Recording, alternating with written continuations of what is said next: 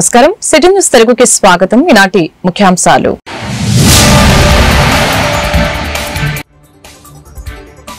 త్వరలో WhatsApp governance message ద్వారా ప్రజా సమస్యలకి పరిష్కారం సీఎం చంద్రబాబు ప్రకటన.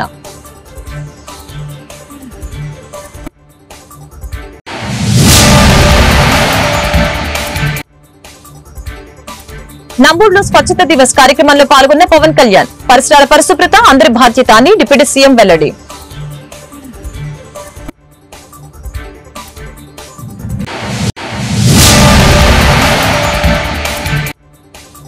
విశాఖ స్టీల్ ప్లాంట్ ప్రైవేటీకరణ అడ్డుకున్నది జగన్ మాత్రమే. ఇళ్ల స్థలాల పేరుతో పేదలపై పిడుగులు వేసిన చంద్రబాబు వైసీపీ నేతల వ్యాఖ్యలు. తెలుగు జాతి చరిత్ర ఉన్నంత వరకు తెలుగువారి గుండెల్లో ఉండే ఏకైక వ్యక్తి ఎన్టీఆర్ అని ముఖ్యమంత్రి చంద్రబాబు తెలిపారు.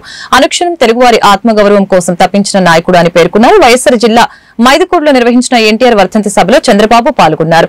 ఎన్టీఆర్ విగ్రహానికి పూలమాలలు వేసి నివాళులర్పించారు. అనంతరం ప్రసంగించారు. ఎన్టీఆర్ అంటే 3 అక్షరాలు కాదు, తెలుగువారి ఆత్మగౌరవం, పేదవాడి గుండెల్లో తీపి జ్ఞాపకం. ప్రభుత్వం అంటే పాలకులు కాదు, సేవకులని చెప్పిన ఏకైక నాయకుడు. పేదవాళ్లకు పక్కా ఇళ్లు నిర్మించింది ఎన్టీఆర్ అని చంద్రబాబు కొనియాడారు. ఈ నెలాఖరులో వాట్సాప్ గవర్నెన్స్ తీసుకువస్తాం. ఏ పని కావాలన్నా ఒక మెసేజ్ పెడితే చాలు, మీ సమస్యల పరిష్కారానికి ఆఫీసులకు వెళ్లే పని లేదు. మీ ముందుకే వచ్చి సమస్యలు పరిష్కరించే ఏర్పాటు చేస్తున్నాం అని చంద్రబాబు తెలియజేశారు. ఈ రోజు మన నాయకుడు నందమూరి తారక రామారావు గారి యొక్క 29వ వర్ధంతి, అది కూడా ఈ మైదుకూరులో జరుపుకోవడం చాలా అదృష్టంగా నేను భావిస్తున్నాను. ఒక మహానాయకుడు, ప్రజానాయకుడు, తెలుగు జాతి చరిత్ర ఉన్నంత వరకు తెలుగు వారి గుండెల్లో ఉండే ఏకైక వ్యక్తి నందమూరి తారక రామారావు గారు.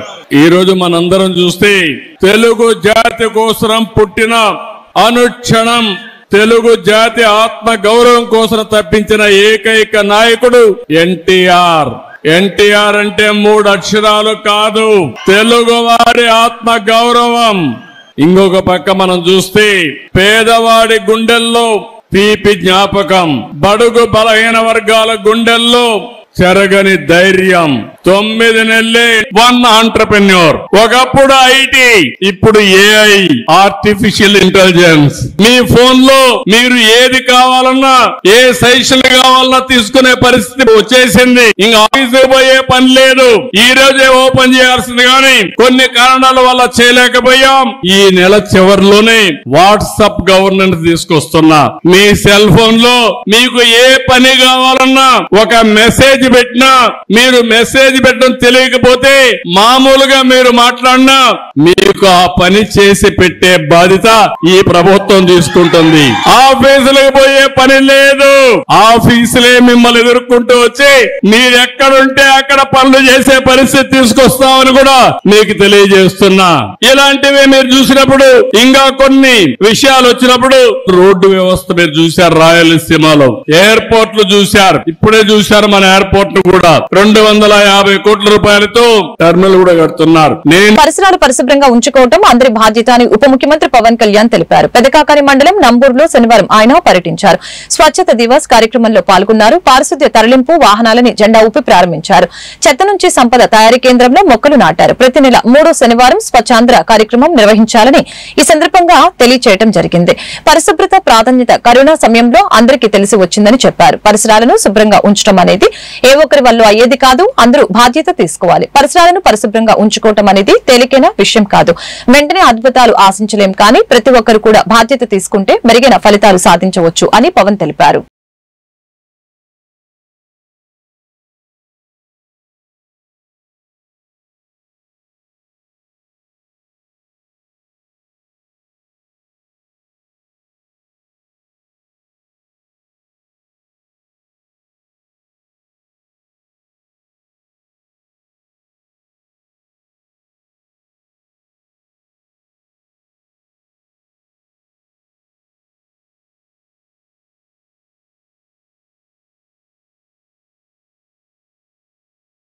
ఈరోజు నంబూరులో గౌరవ ముఖ్యమంత్రి శ్రీ నారా చంద్రబాబు నాయుడు గారి నేతృత్వంలో, ఆయన ఆధ్వర్యంలో స్వచ్ఛాంధ్ర స్వచ్ఛ దివస్ కార్యక్రమం ఇనిషియేట్ చేస్తా ఉన్నాం. అంటే ప్రతి నెల 3వ శనివారంలో చెత్త లేకుండా మన పరిసరాలని పరిశుభ్రంగా ఉంచుకోవడం ఎలాగనేది నిన్న కేబినెట్ లో చేసి వెంటనే ఈ రోజున ముందుకు తీసుకెళ్ళండి. అంటే శుభ్రత అంటే ముఖ్యంగా మనకి కరోనా లాంటి పరిస్థితులు వచ్చినప్పుడు శుభ్రత ఎంత అవసరం అనేది మహమ్మారులు వచ్చినప్పుడు అర్థమవుతా ఉంటుంది. ఒకవైపు 2047లో అద్భుతంగా భారతదేశం ముందుకెళ్ళాలి, ఆంధ్రప్రదేశ్ ఎదగాలనుకున్న దాంట్లో చాలా కీలకమైనది పరిశుభ్రత. ఆ పరిశుభ్రత అనేది కల్చర్ అవ్వాలనేది ముఖ్యమంత్రి గారి ఆలోచన. ఇది కేవలం ఒకళ్ళిద్దరు చేసి క్లాప్ మిత్రాలు లేదంటే మనం మన చెత్తను బయట పడేయటం కాదు, బాధ్యతగా ప్రతి ఒక్కళ్ళు కూడా సోర్స్ నుంచే దాన్ని సపరేట్ చేసే విధానం. అలాగే ఎక్కడ పడితే అక్కడ ఈరోజు ప్రారంభించేది అద్భుతాలు వెంటనే జరిగిపోతాయి, 24 గంటలు జరిగిపోతాయని కాదు, కానీ దీన్ని ఆధారం చేసుకుని దీన్ని ఒక ప్రేరణగా తీసుకొని భవిష్యత్తులో ఈ కల్చర్ అవ్వాలి పిల్లలకు కూడా, ఇది భవిష్యత్ తరాలకు కూడా సదుద్దేశంతో ఈ రోజున గౌరవ ముఖ్యమంత్రి గారు దీన్ని ఇనిషియేట్ చేశారు. ఇది మేమందరం కూడా ఆ కార్యక్రమంలో ఈ రోజున ఇక్కడికి నంబూరుకి వచ్చాను. నేను కూడా మంత్రివర్యులు ఇది అక్టోబర్ 2 గాంధీ జయంతిగా దాకా దీన్ని ముందుకు తీసుకెళ్తాం స్పెషల్ డ్రైవ్ కింద.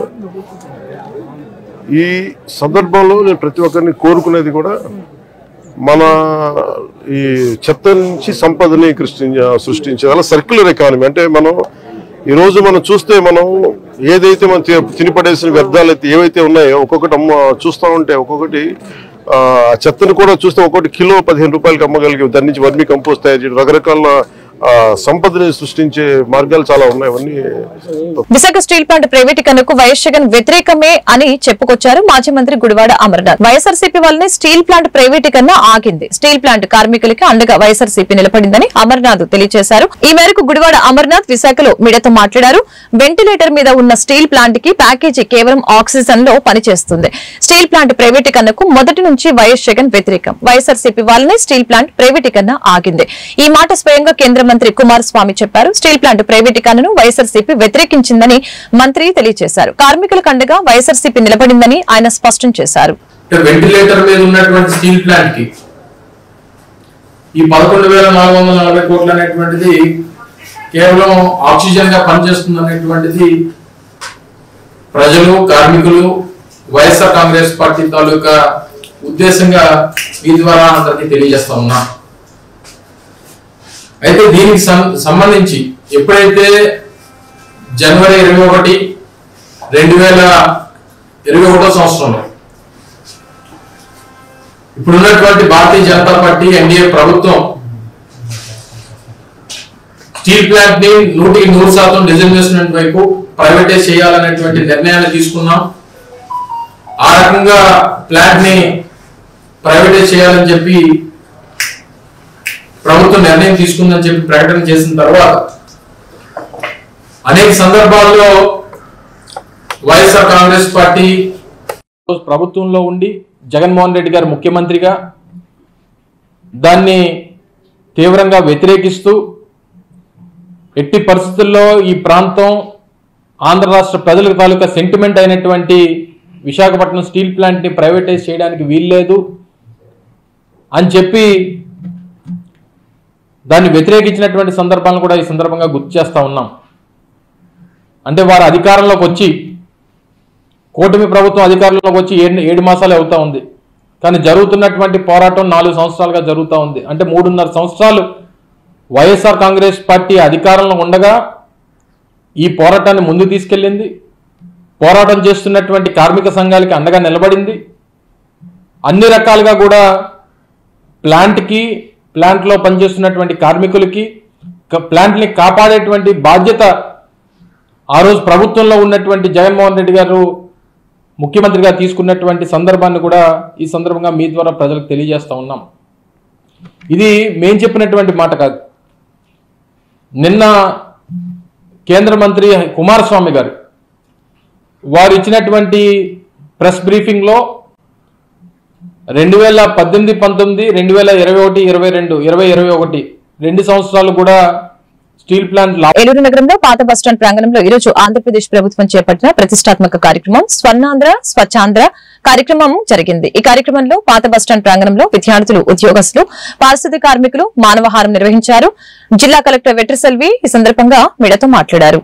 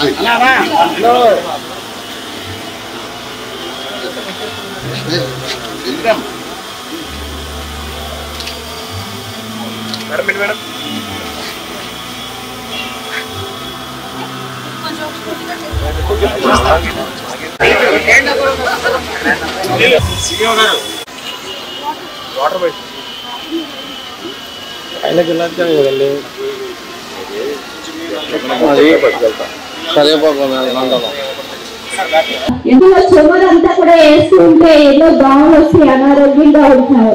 ఇప్పుడు అపార్ట్మెంట్ వచ్చేసి మొక్కలు వేయడానికి కూడా ప్లేస్ లేకుండా మనం కూడా వస్తాయి. ఈ రోజు ఎక్కువగా గతంలో ఎప్పుడు కూడా మనకి అనారోగ్యం తక్కువ, చాలా జ్వరం. క్లీన్‌నెస్ ఇస్ నెక్స్ట్ గాడ్లీనెస్ అనే థీమ్ తోటి మనం ఇవాళ ముందుకెళ్తున్నాము.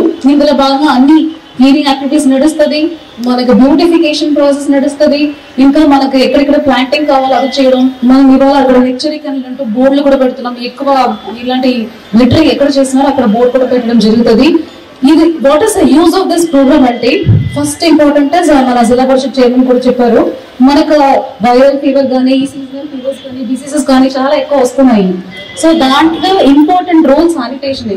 సో గవర్నమెంట్ తరఫులో నేను ఎంత క్లీన్ చేస్తేనో, మున్సిపల్ తరఫులో ఎంత క్లీన్ చేస్తేనో మెయింటైన్ చేయవలసిన రెస్పాన్సిబిలిటీ కూడా పబ్లిక్ ఉన్నాయి. సో ఐ రిక్వెస్ట్ మన ఎమ్మెల్యే గారు కూడా చెప్పారు, I request everybody to own the responsibility and take care of cleanliness in your surroundings. That is my request. So public health improve cheyalani, environment impact. So manaku chaala plantation drives cheyipotunnamu, adi kaakunda శుభ్రంగా ఉంచడం వల్ల మనకి environment కూడా improve అవుతుంది. అది ఒకటి. Second impact.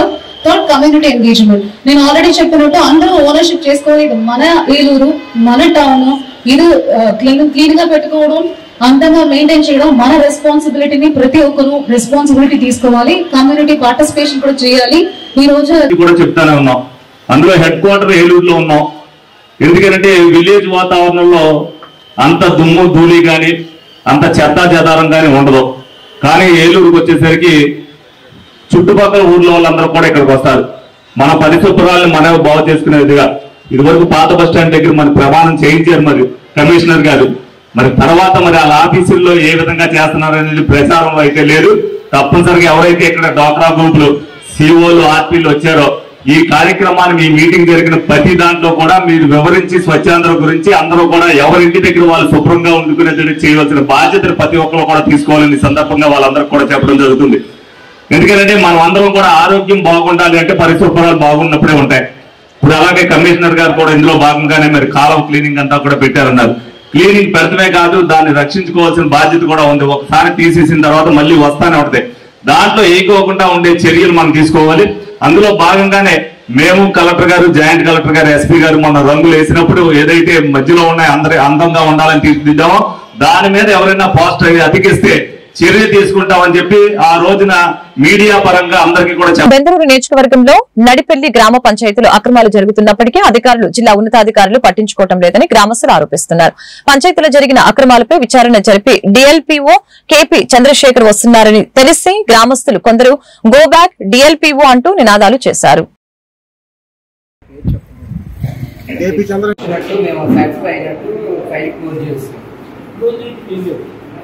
Close చేసేసినట్టు endorsement నేను చూసిన తర్వాత మీరు ఎలా క్లోజ్ చేస్తారు?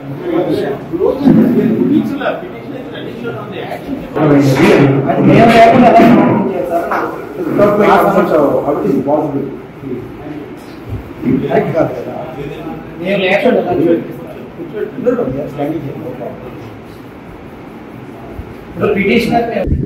నిధులు దుర్వినియోగమైనవి. మెయిన్గా ఎస్సీ కాలనీలో సీసీ డ్రైన్లో అక్రమాలు జరిగినాయి. అలానే జగనన్న కాలనీలకి ఉచిత ఇసుకలో పంచాయతీ తరఫున ట్రాక్టర్గా 300 చొప్పున 16 నెలలు సేనరైజ్ వసూలు చేశారు. సుమారు 30 లక్షలు సేనరైజ్ వసూలు చేశారు. ఆ 30 లక్షల్లో కనీసం 3 లక్షలు కూడా పంచాయతీ అకౌంట్లో జమ చేయలేదు. దాని మీద మేము గత 3 సంవత్సరాల నుంచి పోరాడుతూనే ఉన్నాం. కలెక్టర్ ఆఫీస్కి వెళ్ళి పీజీఆర్ఎస్లో కంప్లైంట్లు ఇస్తూనే ఉన్నాము. ప్రతి అధికారి దగ్గరికి వెళ్ళి మండల స్థాయిలో, జిల్లా స్థాయిలో కలెక్టర్ గారికి కంప్లైంట్లు ఇస్తూనే ఉన్నాము. గత ప్రభుత్వ అండదండలతో ఆ కంప్లైంట్లు మేము కాగితాలకే ఉన్నాయే తప్ప దానికి పరిష్కారం అయితే జరగలేదు. ఈ ప్రభుత్వం ఎన్డీఏ కూటమి ప్రభుత్వం ఏర్పడిన తర్వాతగా కూడా మనకు ఆ కొత్తగా వచ్చిన కలెక్టర్ గారి దగ్గర కూడా ఇదే విషయం మీద 10 సార్లు కలెక్టర్ గారిని కలవడం అయింది. అలానే డిప్యూటీ సీఎం అయినటువంటి పవన్ కళ్యాణ్ గారి ఆఫీస్ నుంచి వెళ్ళి అక్కడ ప్రజావాణిలో ఎమ్మెల్యే గారి చేత డిపిఓ గారికి ఫోన్ చేయించడం అయింది. నేను ఫోన్ ఇన్ కాల్ ప్రోగ్రాంలో డిపిఓ గారితో నడిపల్లి గ్రామం, పెదవేంగి మండలం, ఏలూరు జిల్లా, సో నా పేరని చెప్పి ఇదే విషయం మీద మాట్లాడడం జరిగింది. అలానే ప్రజా దర్బార్ పెదవేంగి మండలం ఎంఆర్ఓ ఆఫీస్లో గౌరవ చింతనేని ప్రభాకర్ గారికి ఇదే విషయం మీద కంప్లైంట్ ఇవ్వడం జరిగింది. అనేక పర్యాలు ఇదే కంప్లైంట్ మీద గత 3 సంవత్సరాల నుండి తిరుగుతున్నా సరే అధికారులు వాళ్ళ యొక్క పంచాయతీ నుండి వచ్చే వాళ్ళ యొక్క డబ్బులను ఆశించి తప్పుడు నివేదికలు సమర్పించి పిటిషనర్ అయినటువంటి మా సమక్షంలో విచారణ జరగాల్సింది మేము లేకుండానే ఎవరో హైడ్ పర్సన్ ఫోటో పెట్టేసి విచారణ క్లోజ్ అయిపోయిందని చెప్పేసి ఆ నివేదికను సమర్పించడం ఎంతవరకు న్యాయం? మళ్ళీ అదే అధికారి ఈరోజు మళ్ళా విచారణ చేయడానికి రావడం అది ఎంతవరకు కరెక్ట్? మాకు ఈ అధికారి మీద పరిసరాల పరిశుభ్రత ఉంటేనే ఆరోగ్యంగా ఉంటామని దెందులూరు నియోజకవర్గం నడిపల్లి గ్రామ పంచాయతీ సర్పంచ్ మేక అప్పాయమ్మ తెలిపారు. గ్రామ పంచాయతీ ఆవరణలో డిఎల్పీఓ కేపీ చంద్రశేఖర ఆధ్వర్యంలో ఈరోజు స్వర్ణాంధ్ర స్వచ్ఛాంధ్ర కార్యక్రమాన్ని నిర్వహించారు.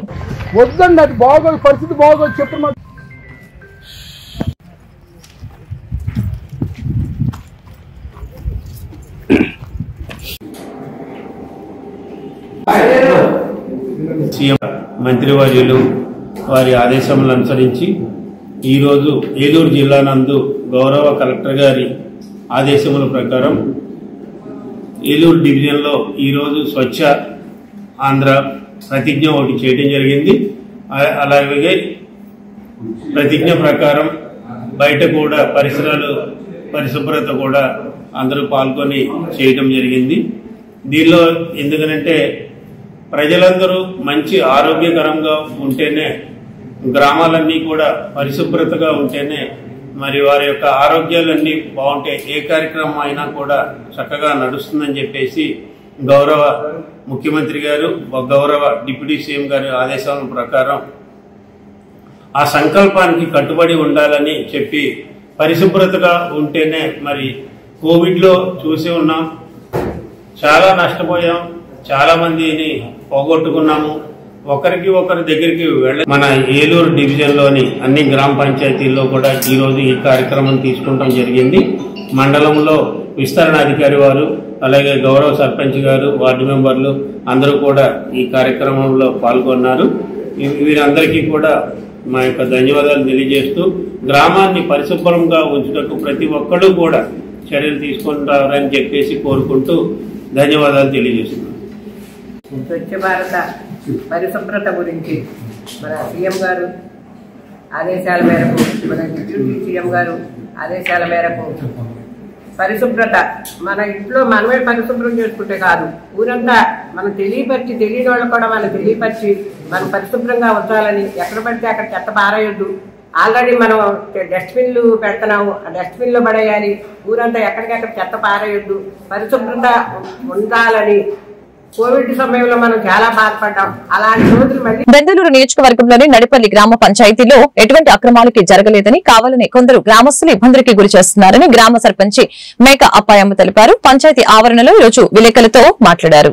రాజకీయాల్లోకి రావడం ఏదో మనం చేద్దాము, విద్యార్థం అధ్యార్థం కాదు, ఊరు మంచి ఉపయోగపడే కార్యక్రమాలు చేయాలి మనం అని నేను ముందుకొచ్చాను. నేను అటు ఆ పార్టీలోకి వెళ్ళలేదు, ఈ పార్టీలోకి వెళ్ళలేదు. నేను ఇండిపెండెంట్ గా వేసి గెలిచాను. నేను ఇండిపెండెంట్ గా గెలిస్తే నాకు ఈ సమస్యలు ఎదురవుతుంది. ఇప్పుడు ఏదో పార్టీలో ఉండి గెలిస్తే నాకు ఇన్ని సమస్యలు వచ్చాయి కాదు. అది ఇండిపెండెంట్ గెలిచారు కాబట్టి అటోళ్ళు ఇటోళ్ళు ఆ పార్టీ వాళ్ళు ఈ పార్టీ వాళ్ళు నన్ను ఈ 4 సంవత్సరాల నుంచి చాలా టార్చర్ పెట్టినారు. నన్ను అసలు బయటకు రానివ్వట్లేదు. చాలా ఇబ్బందికరంగా ఉంది. నా వయసు చూస్తున్నాను 70 సంవత్సరాలు. ఈ రోజు ఇది తలనొప్పి ఎక్కువైపోయింది. నాకు గెలిచి సంతోషం అనేది లేదు నాకు. లేకపోకుండా అటు ఆ పార్టీ వాళ్ళు ఈ పార్టీ వాళ్ళు కూడా 2 పార్టీ వాళ్ళు కూడా మమ్మల్ని చాలా రిస్క్ పెడుతున్నారు. ఇప్పుడు 4 సంవత్సరాలు పూర్తయింది. ఇప్పుడు వరకు నేను ఏ రోజుగా సంతోషంగా ఉండాలి లేదు. వాళ్ళతో ఏంటో కూడా నేను టార్చర్ చాలా పడుతున్నాను. ఇప్పుడు అదే పిటిషన్ నాకు. నేను బట్టి అడ్డో చేద్దాం ముందుకు రాలేదు. మా నడిపల్లి మా ఊరు నేను ఏదో కార్యక్రమాలు చేసి ముందు మన పేరు తెచ్చుకుందాం అన్నట్టుగా నేను ముందుకు వచ్చాను. అదే అండి. ప్రధానంగా గత 3 సంవత్సరాలు మేము గెలిచిన ఫస్ట్ పని ఏదైతే చేసామో ఆ పని జరిగిన నాటి నుంచి ఈ రోజు వరకు కూడా ఆరోపణలు చేస్తానే ఉన్నారండి. అప్పుడు కొంతమంది వైసీపీలో ఉన్న కొంతమంది మా వ్యతిరేకంగా ఓడిపోయిన వాళ్ళు కొంతమంది కలిసి ఆ రోజు నుంచి జరిగిన ప్రతి పనికి కూడా ఆరోపణలు చేస్తూనే ఉన్నారండి. ఎంబుక్ చేసిన వర్క్ కూడా ఎంబుక్ కూడా తప్పు, ఎంబుక్ కూడా మీరు మేనేజ్ చేసి చేయించుకున్నారు అని చెప్పేసి పిటిషన్ పెడతారు. ఏఈ గారు ఎంబుక్ కూడా తప్పు చేసేసారు అని ఏఈ గారు మీద పిటిషన్ పెట్టడం. వీళ్ళు మరి ఏం ఎక్స్పెక్ట్ చేస్తున్నారు ఏంటి అనేది మాకు అర్థం కాలేదండి. కేవలం రాజకీయంగా నేను చేయడం కోసం ఇదే పనిగా ఉన్నారండి. ఇప్పుడు మీరు ఈ యొక్క కంప్లైంట్ కాదండి, స్పందనలో మేము గెలిచిన రోజు నుంచి ఈ రోజు వరకు తీస్తే ఒక 50 పిటిషన్లు ఇదే పిటిషన్ ఉంటాయండి. ఇవన్నీ కూడా ప్రస్తుతం ఈ కూడా ప్రభుత్వం వచ్చిన తర్వాత కొంతమంది నాయకులు అని చెప్పుకుంటూ ఈ కొంతమంది వ్యక్తులు ఈ రిజువర్ సురేష్, ఈ పెరుమూరు సురేష్, మద్దాల గోపాలం ఈ వ్యక్తులు కలిసి ఈ కూటమి ప్రభుత్వం వచ్చిన కాడి నుంచి ఈ గతంలో ఉన్న వైసీపీ నాయకులు ఏదైతే పిటిషన్లు పెట్టారో అవన్నీ కూడా తీసి ఒక పేపర్ మీద పెట్టి ఇదంతా కూడా కంప్లైంట్ ఇచ్చారు. కంప్లైంట్ ఇచ్చి ప్రధానంగా వస్తుంది ఇసుక మీద వసూలు చేసామని. ఇక్కడ ఒక పేపర్ మీద 50 లక్షలు 30 లక్షలు వసూలు చేసేసారు. సర్పంచ్ తినేసింది, సర్పంచ్ కుమారుడు తినేసారని రాస్తారు. ఏ ఆధారాలతో రమ్మంటే ఏ ఆధారాలతో చూపించండి. దివంగత నేత స్వర్గీయ ఎన్టీ రామారావు 29వ వర్ధంతి సందర్భంగా జిల్లా పరిషత్ ఆవరణలో ఎన్టీఆర్ విగ్రహానికి జిల్లా పరిషత్ చైర్పర్సన్ గంటా పద్మశ్రీ, ఏలూరు శాసనసభ్యులు బడిటి చంటి పూలమాలలు వేసి ఘనంగా నివాళులర్పించారు. ఈ సందర్భంగా ఎమ్మెల్యే చంటి మీడియాతో మాట్లాడారు.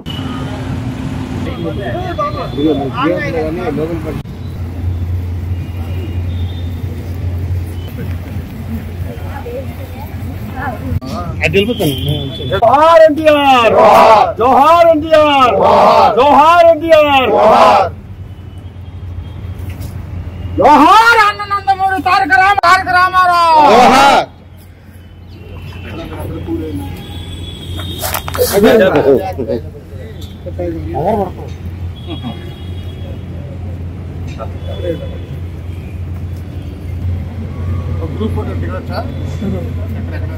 जोहार एनटीआर, जोहार एनटीआर, जोहार వర్ధంతి సందర్భంగా తెలుగుదేశం పార్టీ జిల్లా ఆఫీస్ లో, అలాగే ఫైర్ ఆఫీస్ సెంటర్ లో, అలాగే జెడ్పీ ఆఫీస్ లో మరి ఆయనకి ఘన నివాళులు అర్పించడం జరిగింది. అలాగే అనేక మంది రక్తదానం చేశారు తెలుగుదేశం పార్టీ అభిమానులు, కార్యకర్తలు. అలాగే మరి అంతా కూడా ఏదైతే సేవా కార్యక్రమాలు ఆయన ముందుండి నడిపించారో ఆ సేవలో భాగంగానే మరి ఇవాళ ఏదైతే పెద్ద హాస్పిటల్కి వెళ్లి మరి రోగులందరికీ కూడా పళ్ళు పంచి పెడతాం జరిగింది. ఎందుకంటే సేవే మార్గం అని చెప్పి పేదవాడికి న్యాయం చేయాలని ఏదైతే పార్టీని పెట్టారో ఎన్టీ రామారావు, మళ్ళీ 2024లో మరి ఏదైతే పూర్వ వైభవాన్ని 1983లో పార్టీలో ఏదైతే ఎన్నికలు వచ్చినాయో దానికి మించిన మెజార్టీతో మరి అందరూ కూడా అన్నగారిని స్మరించుకుంటూ కూడా ఘన విజయం సాధించిన సందర్భంగా మరి ఈ రోజున ఆయనకు ధన్యవాదాలు అర్పించుతూ అనేక సేవా కార్యక్రమాలు ప్రతి నియోజకవర్గంలో జరుగుతున్నాయి. అలాగే ఏలూరు నియోజకవర్గంలో కూడా అన్నదానాలు అన్ని కూడా మరి మధ్యాహ్నం అవి కూడా పెడతాం జరిగింది.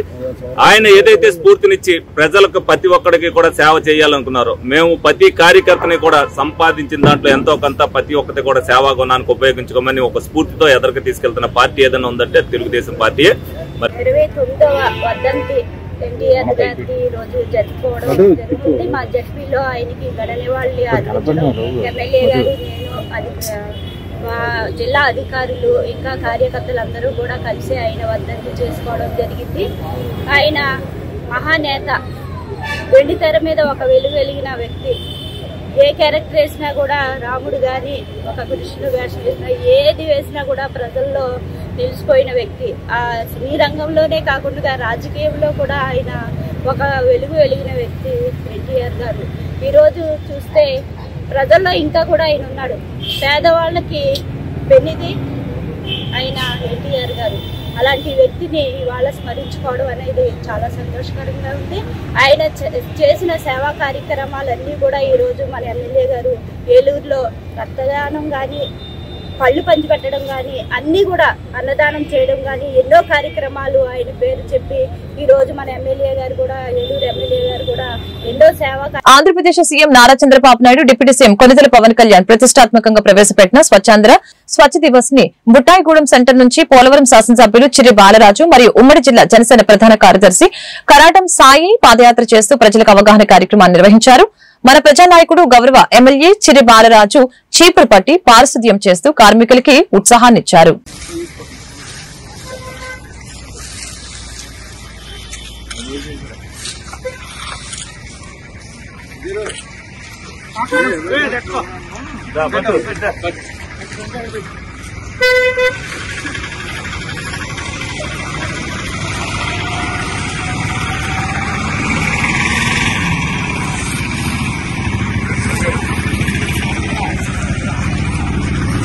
చేస్తున్నారా మీరు? చేస్తున్నారా? కదా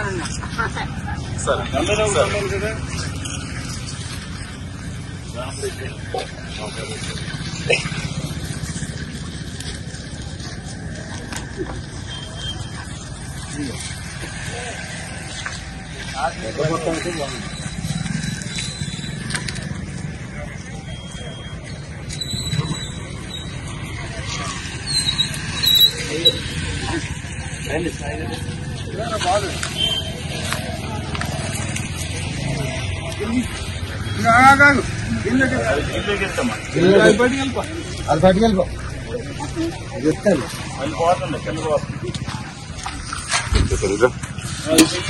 గ్లౌజులు పెట్టుకోవాలి. గ్లౌజులు పెట్టుకోండి.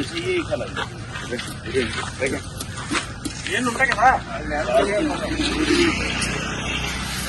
కొద్దిగా వంచమ్మా. ఆవిడ ఎప్పుడు నిద్రపోతుందో తెలియదు. తెల్లారగా 3 రెడీ ఉంటుంది. తెల్లారగా 3 ఉంటుంది. అది ఎప్పుడు పడుకుంటుందో కూడా తెలియదు.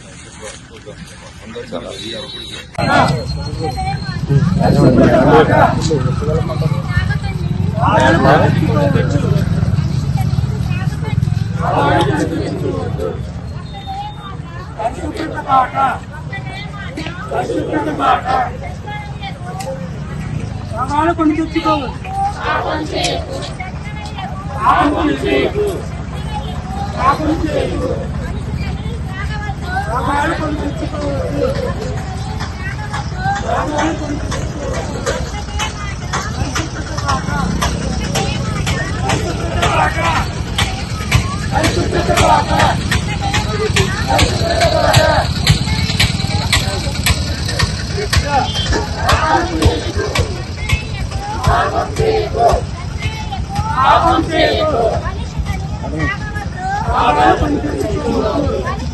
ఏలూరు జిల్లా జంగారెడ్డిగూడెం మండలం దేవులపల్లి గ్రామంలో స్వర్గీయ నందమూరి తారక రామారావు వర్ధంతి సందర్భంగా గ్రామ తెలుగుదేశం పార్టీ అధ్యక్షులు సింహాద్రి రవి ఆధ్వర్యంలో ఆయన విగ్రహానికి తెలుగుదేశం పార్టీ శ్రేణులు అందరూ కలిసి పూలమాలలు వేసి ఘనంగా నివాళులర్పించారు. ఈ కార్యక్రమంలో సీనియర్ నాయకులు పులిమోలు బాబురావు, పాతూరి రామచంద్రరావు, వల్లపనేని అనసూయ, సయ్యాపరాజు, గణేష్ వర్మ, మూలకాల కొండయ్య, నాయకులు, కార్యకర్తలు పాల్గొన్నారు.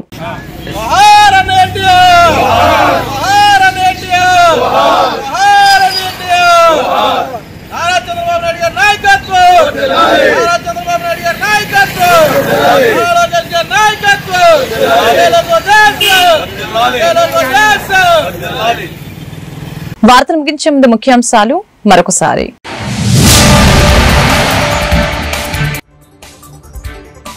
త్వరలో వాట్సాప్ గవర్నెన్స్ మెసేజ్ ద్వారా ప్రజా సమస్యలకి పరిష్కారం సీఎం చంద్రబాబు ప్రకటన.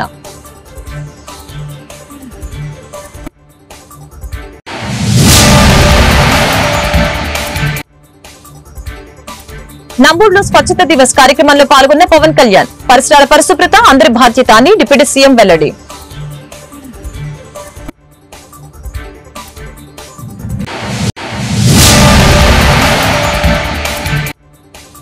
విశాఖ స్టీల్ ప్లాంట్ ప్రైవేటీకరణ అడ్డుకున్నది జగన్ మాత్రమే. ఇళ్ల స్థలాల పేరుతో పేదలపై పిడుగులు వేసిన చంద్రబాబు. వైసీపీ నేతల వ్యాఖ్యలు. ఈ వార్తలు ఇంతటితో సమాప్తం. మరొక బులెటిన్ మళ్ళీ కలుద్దాం. నమస్కారం.